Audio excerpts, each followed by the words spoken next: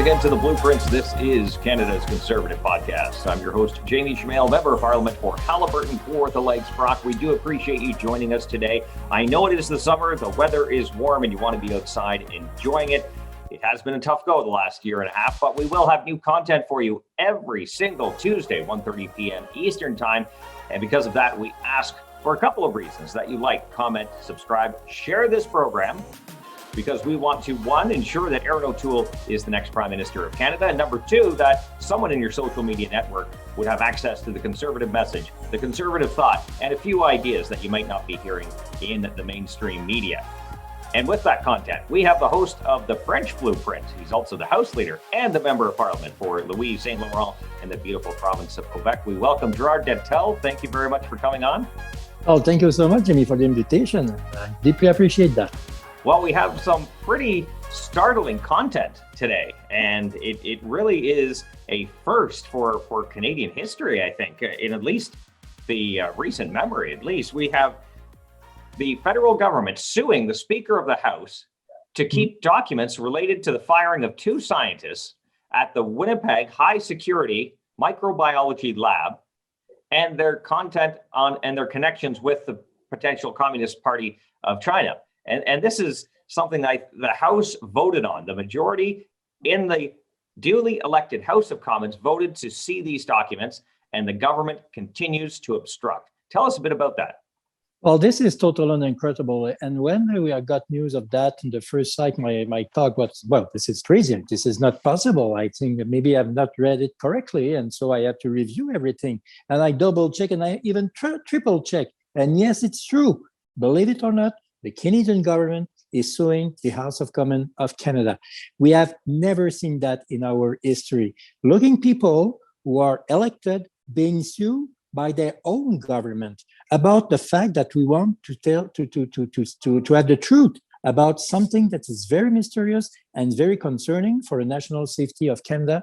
And so this is why we are very stunned to see the Canadian government suing the House of Commons, the Speaker of the House, Anthony Rota, but on behalf of him, all of us, the 338 members of the House of Commons, are suing. Among them, well, yes, the Liberals, a cabinet minister. So this is totally crazy. The Prime Minister and his minister are members of the House of Commons, but the Prime Minister and his minister are suing exactly themselves and all the other and all of us. So this is totally unacceptable. This is a threat to democracy, to parliamentarian, and I've never seen that in my life. And I would say, like you, I've been a journalist. I follow the political scene for many years, and I can't believe what we are looking right now. What you are seeing right now, a government suing the House of Commons to do not produce public document who are very concerning Canadian.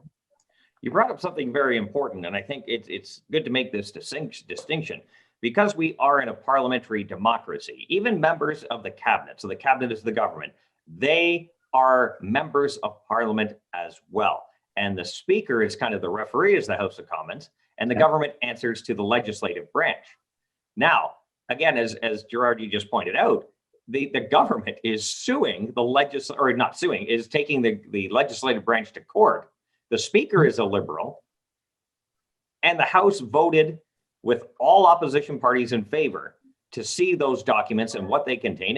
Instead, we got a bunch of redacted documents, and they refused to actually produce it despite the attempts over and over again by the duly elected members of that chamber to see what's inside.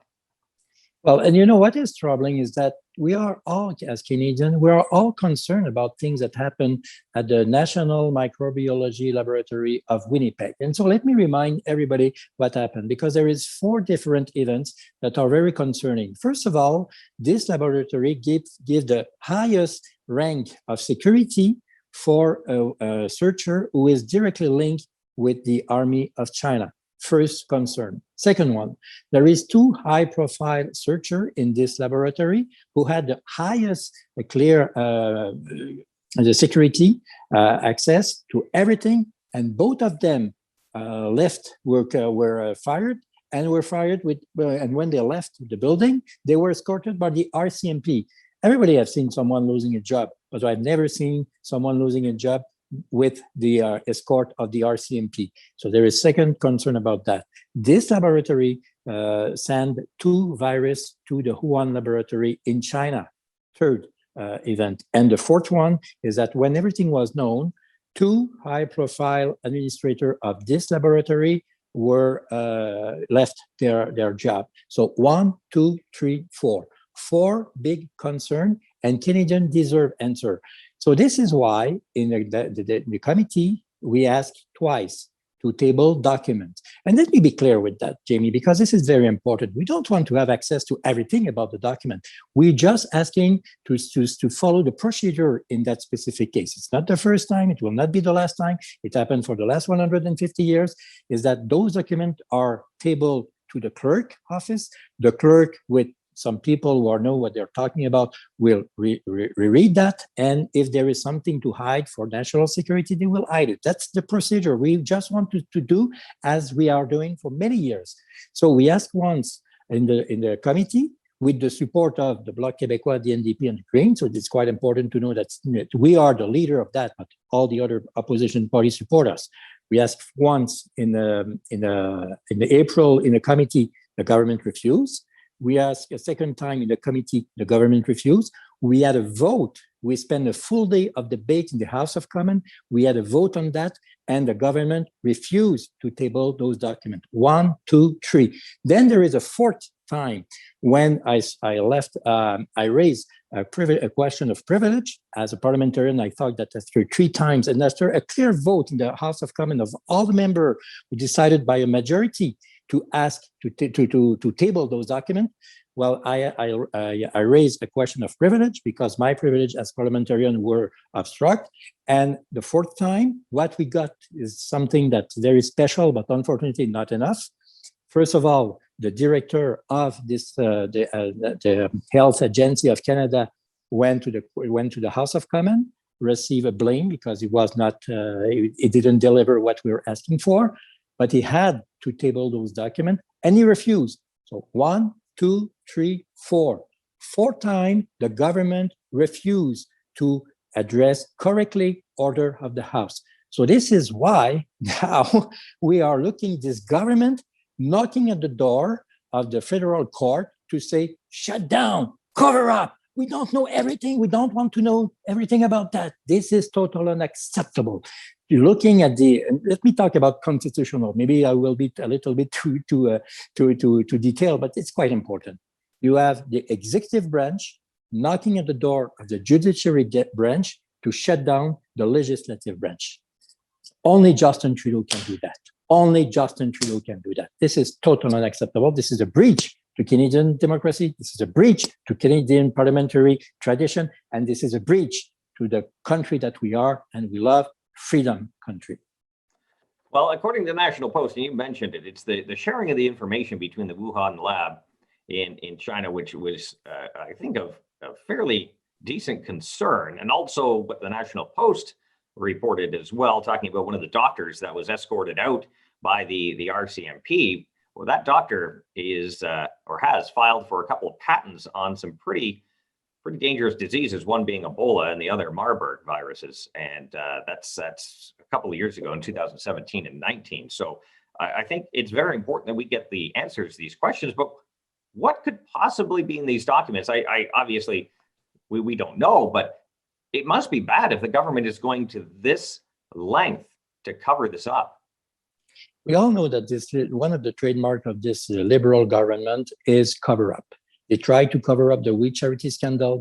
They tried to cover up the Abakan trip and the vacancy of the prime minister. Each and every time there is an ethic issue, it's the cover-up strategy. Remember, almost a year ago, the government was ready to call an election to be sure that the parliamentary committee will not be created to scrutinize what he has done in the We Charity scandal. So this is the trademark of Justin Trudeau. Cover up, cover up, cover up. No ethic at all. So this is why under Aaron O'Toole's leadership, as the Conservative, when we will be in office, we will be sure to have a bill, very strong law to be sure to address those ethic issues. But let me remind you also, when you talk about the National Post, relating the fact that one of the researcher who was escorted by the RCMP, her name is on patent on some discovery and some invention in China. Technically speaking, she can do that, but she had to inform and to get the support of the Canadian government if she's doing something related to her work here in the country and with a foreign country. It could be America, it could be France, it could be Great Britain, it could be China, but at least you have to inform and to get the green light from the Canadian government. So I raised in the House of Commons last week a question directly to the Prime Minister. I said, so did you give her the green light for that? The answer of the Prime Minister was absolutely crazy. He said, well, I learned that this morning reading my newspaper, so I asked for your inquiry on that. Well, finally he's opening the eyes, but exactly at the same time, when he's doing something correct, is on the other side, on the back of everybody, is suing the parliament. So this guy has no ethic at all. This guy there is a one ethic for him and one thing for the rest of us. There is a link, as you know, with the liberal list where they want to hire or to name some judge and everything. They have to look at the liberal list, and there is the rest of us Canadians. This is the pattern of this Prime Minister. But when we talk about national security, and this is why we are asking those tough questions, we all know and we all recognize it's not an easy task to raise those questions. But because we deeply care about national security, and I can assure Canadians and all the conservatives who are listening to us, you can count on us to take the government for account at each and every time. Our national security will be in trouble, and that's exactly the case right now. Now, Gérard, you're a former journalist. After all these scandals that the Prime Minister has had, my goodness, you listed off a few already, not to mention the We Charity and a whole bunch of others. Where is the media outrage on this? Like, seriously, I know you have to shake your head on it. It's true. we have, as you mentioned, the fact that we have not only a couple of scientists being escorted by the RCMP under suspicious circumstances from the top secret lab in Winnipeg. We also have the fact that the government is taking the legislative branch to court, the Speaker of the House of Commons to the judicial branch to stop the documents surrounding those firings, those escorting of scientists out of the building. The media lost its mind to a $16 glass of orange juice. What the heck is going on? Okay, let me first of all, yes, I'm a former journalist like you. I've been a journalist for 20 years, like so other colleagues among us, like John Barlow, like Luc Berthold, and others too. Kellen Waugh was a journalist too, and some people are saying, well, all the conservative journalists are now in the House of Commons, so this is why. Well, let me be clear. First of all, there is, yes, some report from CBC, National Post, Globe and Mail. Those are serious media, so they cannot say that this is some conservative stuff or whatever. This has been done. In the French media, I had one huge interview of 10 minutes on the LCN, which is linked to the TVA network. So I've done that. But unfortunately, I have to recognize, like you, that this is not a huge coverage. And my simple question is that, could you imagine Stephen Harper suing the House of Commons? Just imagine that. Could you believe that a civil servant will receive a blame from the House of Commons under the leadership of the Prime Ministership of Stephen Harper? This is my simple question that I'm asking to some former colleague. I said, could you imagine Stephen Harper doing that? What will be your coverage of that? I will let them express their decision. I had yesterday a press conference with my colleague from Quebec City, and unfortunately, they didn't raise the issue. Well, if we count on the journalists to do, okay, yes, we are good, we are right. That's not that. We are here, Jimmy, you and me and all our colleagues are here for Canadians. We are here to protect Canadians' freedom. We are here to protect national security of Canada. And I can assure you, those who are listening to us, that as long as will be there, we will fight for you, whatever the others are doing or not doing. We are there for Canadians, and we will still remain to Canadians to focus on the Canadians' interests first and foremost. And we're the only ones that will repeal Bill C-10, the Internet Censorship Bill, the one that the government decides what you like, what you want to see, what you get to see, and suppresses the content that they don't agree with. And we're the only one that will repeal that bill if it passes the Senate.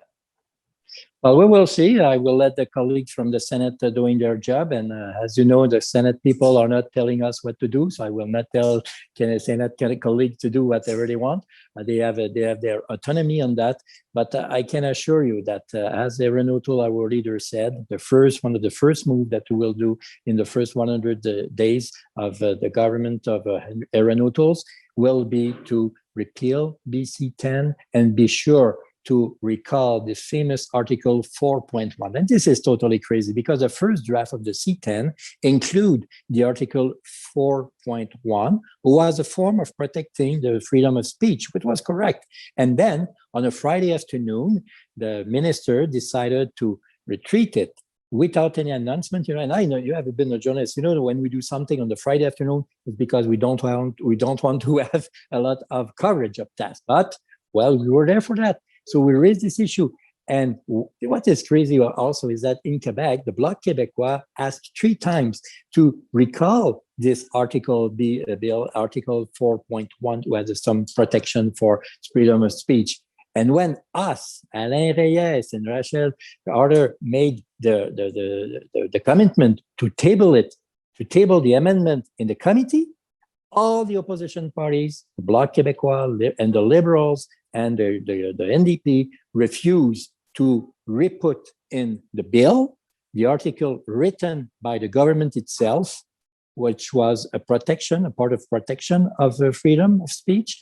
They retreated. We table a motion to let it back, and they refuse. That's only Justin Trudeau can do that. Only Justin Trudeau's Liberal can do that. Well, Gérard, we are pretty much out of time, and I always give the guests the final word, but I think you covered pretty much everything we wanted to talk about. I do have a question for you. Where are you doing this show from? It doesn't look like your Ottawa office, for sure. It doesn't look like your constituency office. Where are you? And as I'm not a hunter, I'm not Bill Calkins, I would say, son of Quebec, but I am in my riding, Louis-Saint-Laurent riding, which is in the neighbor of Quebec City, suburb of Quebec City.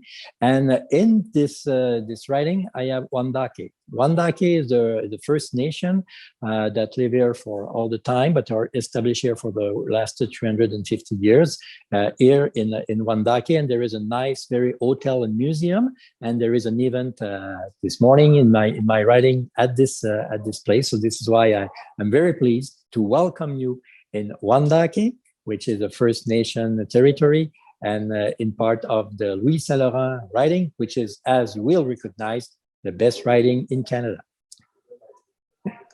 I think there might be 337 others that might disagree with you on that. But I appreciate the time. The French host of the Blueprint, the French language host of the Blueprint. I hope I did the English language version justice and lived up to your reputation, Gérard. Thank you very much. You're one. Thank you so much, Jimmy. And thank you, everybody. Thank you. Gérard Deltell, the House Leader for the Opposition, Her Majesty's Loyal Opposition, and also the Member of Parliament for Louis-Saint-Laurent. We thank you so much for joining us. As I said off the beginning, new content every single Tuesday, 1:30 p.m. Eastern. We ask that you like, comment, subscribe, share this program. Help us push back against that ever-moving liberal agenda. If you haven't had time to watch it all now, you can download it. Listen to it later on platforms like CastBox, iTunes, Google Play, Spotify, you name it. It is out there. Thank you again. I know it is summer, but we do appreciate you stopping by and listening and watching this program. As always, remember, low taxes, less government, more freedom. That is the Blueprint.